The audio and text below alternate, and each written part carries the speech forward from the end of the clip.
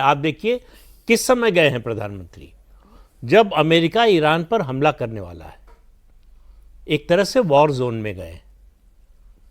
बहुत से लोग कह सकते हैं बहुत समझदारी की बात नहीं है, वॉर जोन में आप इतने क्रिटिकल समय पर जा रहे हैं, लेकिन जिस तरह से स्वागत हुआ है और जिस तरह से गए हैं वो पूरे मिडिल ईस्ट को संदेश दे रहे हैं।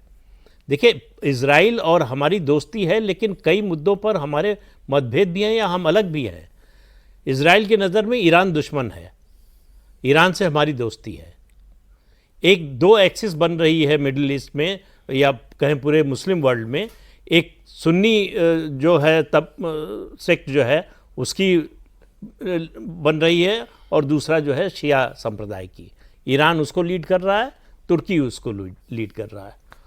और इजराइल नेतन्याहू जो सबसे खास बात कह रहे हैं कि तुर्की नया ईरान है जिससे भारत हर हालत में सहमत होगा। भारत कोई ऐसा मौका नहीं रहा है जब तुर्की ने भारत का विरोध न किया हो। और लेटेस्ट ऑपरेशन सिंदूर, जितनी मदद पाकिस्तान की है उसने, उतनी मदद तो जो है अमेरिका ने भी नहीं। ये सवाल तो पूछे नहीं किसी ने हमारे यहाँ तक। ये सवाल पूछने की उनको मालूम है उत्तर ना, इसलिए सवाल नहीं पूछेंगे। देश के हित में किसी सवाल का अगर जवाब आता है वो नहीं पूछा जाएगा। पूछा क्या जाएगा, मुसलमान खुश होगा कि नाराज होगा, सिर्फ इससे मतलब है उनको। और वो जो एजेंडा है, एक वीडियो बीच में चला था, बड़ा वायरल हुआ था, देखा होगा आपने, कि पता नहीं कांग्रेस का दफ्तर है या कोई ऑफिस है जहां राहुल गांधी बैठे हैं, कुछ और लोग बैठे हैं। एक आदमी कह रहा है कि अगर बीजेपी को हराना है तो एक ही तरीका है, मुस्लिम वोटर्स को एकजुट करो और हिंदुओं को बांटो। ये उसी का हिस्सा है, ये जो स्ट्रेटजी है उसी का ये हिस्सा है। अब आप देखिए, इजराइल ऐसा देश है जिसने सबसे ज़्यादा हमले झेले हैं।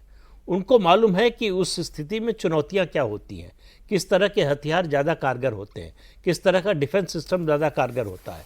उन्होंने अभी देखा, ईरान से जब हुआ तो उन्होंने देखा कि उनका जो आयरन डोम है वो इतना इफेक्टिव नहीं है। बहुत सी मिसाइल्स गिरी, ड्रोन गिरे, तो उन्होंने एक लेज़र बीम टेक्नोलॉजी बनाई है, आयरन बीम नाम रख दिया उसका। उसका आयरन बीम नाम रखा है। हम उसको इंटीग्रेट करना चाहते हैं अपने सुदर्शन चक्र में, कि हमको ड्रोन को गिराने के लिए किसी तोप का सहारा लेने या मिसाइल का सहारा लेने की ज़रूरत न पड़े। हम उस आयरन बीम से जो है और सुदर्शन चक्र को और कैसे मजबूत किया जा सकता है, भारत इस पर काम कर रहा है। डीआरडीओ काम कर रहा है, दूसरी संस्थाएं काम कर रही हैं, उसमें डेवलपमेंट का काम चल रहा है।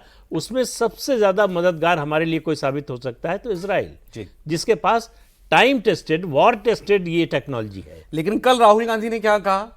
राहुल गांधी ने कहा मैं चुनौती देता हूं मोदी जी, आप अमेरिका के साथ ये ट्रेड डील रद्द करके दिखाओ। उनके सुप्रीम कोर्ट ने उसको कैंसिल कर दिया। उनसे कोई पूछे, मतलब आप दिमागी दिवालियेपन की भी कोई हद होती है। ये डील हुई कब, जो कौन सी डील हुई जिसको रद्द कर वो कह रहे हैं आप नहीं कर सकते, मोदी जी कॉम्प्रोमाइज हैं। खड़गे साहब आ गए, खड़गे साहब ने भी बोल नहीं था।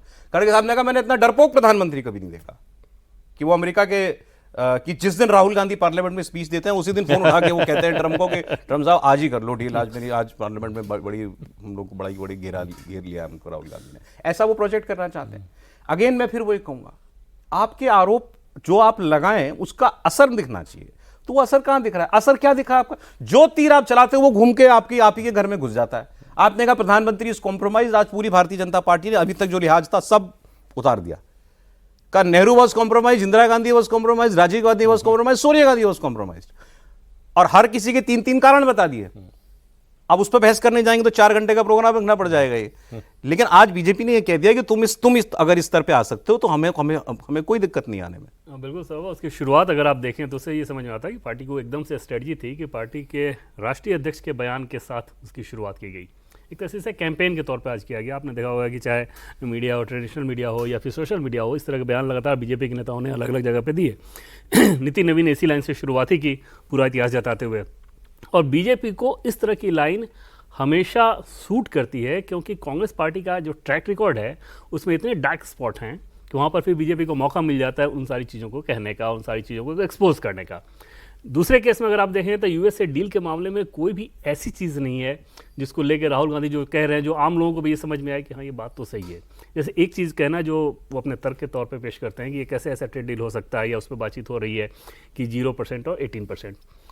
अगर आप उसके साथ ट्रेडिंग कर रहे हैं, आप उसके ट्रेड सरप्लस में हैं, वो एक मजबूत देश है जिसके साथ न सिर्फ ट्रेड बल्कि बाकी दूसरे कई हिस्सों में आप सहयोग के स्तर पर हैं, जैसे इंटेलिजेंस, जिस प्रकार का इन्फॉर्मेशन शेयर होता है। आप अगर आतंकवाद को इतना कंट्रोल कर रहे हो तो उसमें एक रोल यूएस का भी रहता है।